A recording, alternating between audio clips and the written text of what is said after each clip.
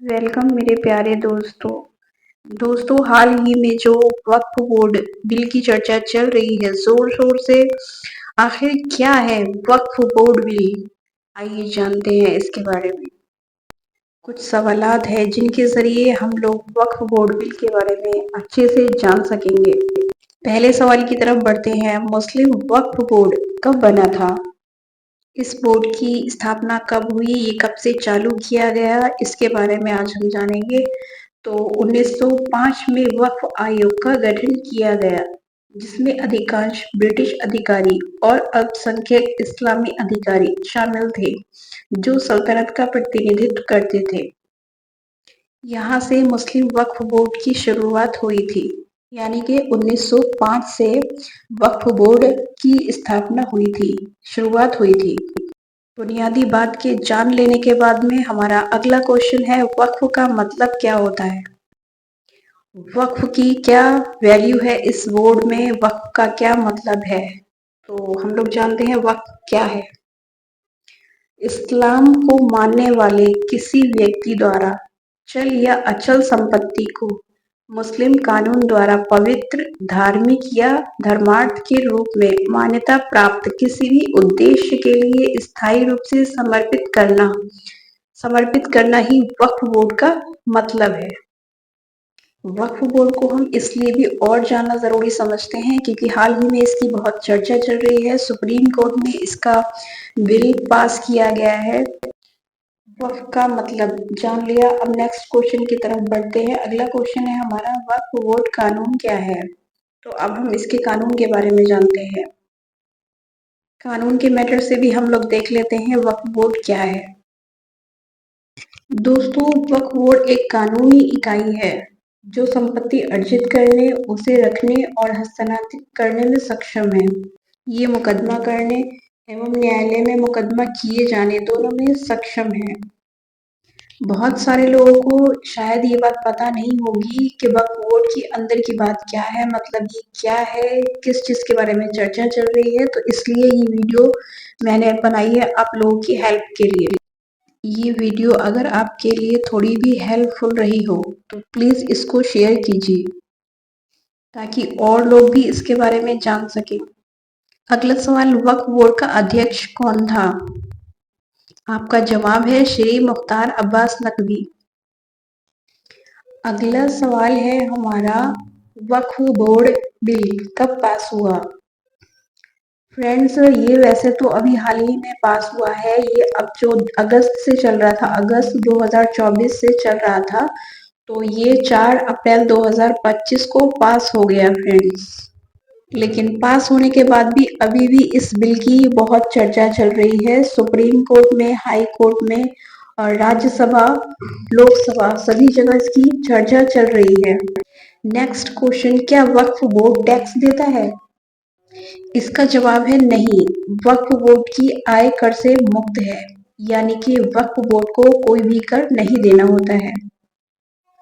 अगला क्वेश्चन है, क्या वक्फ बोर्ड किसी भी जमीन पर कब्जा कर सकता है?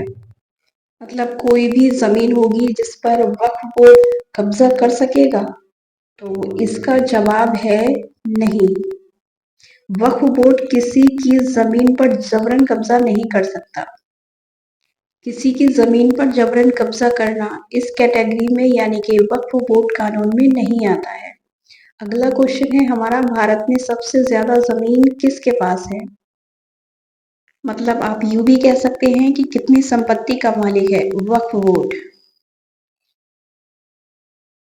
सबसे ज्यादा जमीन, यानी कि सबसे ज्यादा जमीन भारत सरकार के पास है। हमारी जो इंडिया की सरकार है उसके पास सबसे ज्यादा जमीन है। क्या वक्फ बोर्ड भारत में कानूनी है? मतलब भारत में ये बोर्ड कानूनी है या नहीं?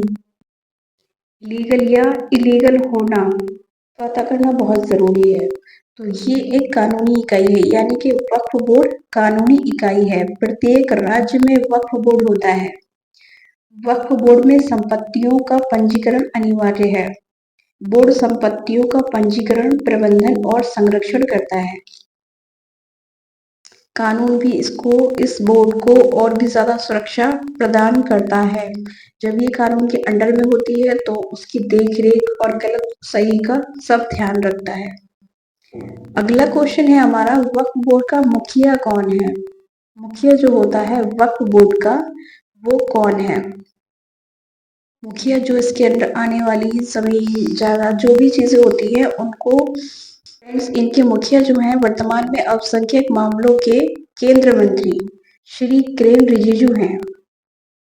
मुखिया, वक्फ बोर्ड के मुखिया श्री किरेन रिजिजू। अगला क्वेश्चन है हमारा, मुस्लिम वक्फ बोर्ड के पास कितनी जमीन है? मतलब जो वक्फ बोर्ड है इसके अंडर में कितनी जमीन आती है, कितनी जमीन का मालिक है ये मुस्लिम वक्फ बोर्ड?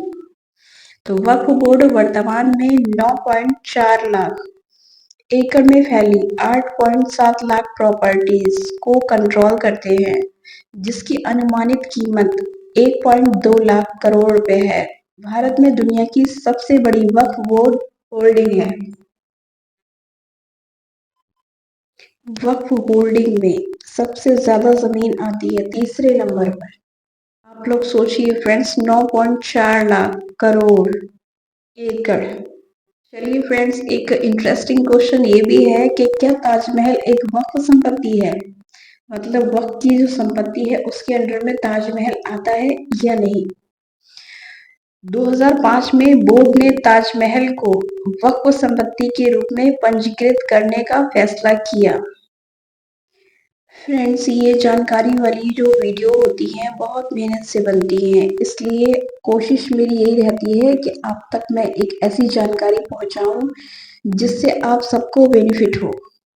अगला क्वेश्चन है, वक्फ बोर्ड में क्या संशोधन है? संशोधन मतलब चेंजेस, क्या क्या बदलाव इसके अंदर में है? तो संशोधन विधेयक का उद्देश्य होता है देश में वक्फ संपत्तियों के प्रशासन और प्रबंधन में सुधार करना। कुछ चेंजेस, जरूरी वाले जो चेंजेस होते हैं वो करके प्रशासन जो है इसमें सुधार करती है।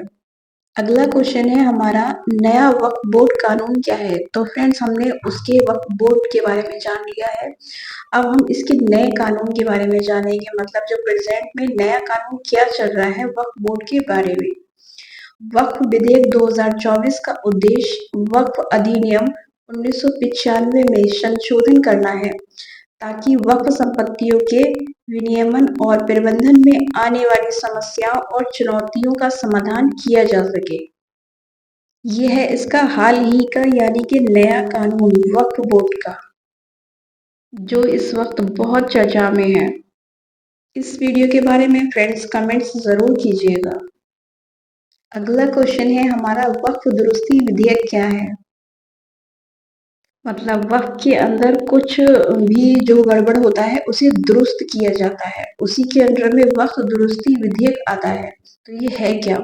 ये वक्फ अधिनियम 1995 में संशोधन करके 3 काम करता है। नंबर 1, परिषद और बोर्डों की संरचना। नंबर 2, वक्फ बनाने का मानदंड। नंबर 3, वक्फ संपत्ति की पहचान करने में बोर्ड की शक्तियों को संशोधित करता है। ये 3 मेन इम्पोर्टेंट ऐसे काम हैं जिन्हें करके वक्फ बोर्ड को दुरुस्त किया जाता है, ठीक किया जाता है अगर उसमें कुछ गड़बड़ पाई जाती है तब। नेक्स्ट सवाल है, वक्फ संशोधन बिल में क्या है? मतलब आखिर इस बिल में है क्या जिसकी वजह से इतनी चर्चा हो रही है, इतना सब जो विवाद हो रहा है, आखिर इस बिल में ऐसा क्या है जिसकी वजह से विवाद हो रहा है? दोस्तों, वक्फ विधेयक 2025 में कई अहम बदलाव प्रस्तावित हैं, जिसमें नंबर 1, वक्फ बोर्ड में गैर मुस्लिम सदस्यों को शामिल करना। नंबर 2, वक्फ संपत्तियों के दावों की जांच के लिए कलेक्टर से ऊपर के अधिकारी की नियुक्ति। नंबर 3, वक्फ बाय यूजर की अवधारणा को सीमित करना। ये 3 चीजें ऐसी हैं जिसकी वजह से ये वक्फ बिल संशोधन जो है इतनी चर्चा में है, जिसका विरोध भी किया जा रहा है और सपोर्ट भी। इसमें सुधार लाने की सरकार पूरी कोशिश कर रही है फ्रेंड्स। Thanks for watching.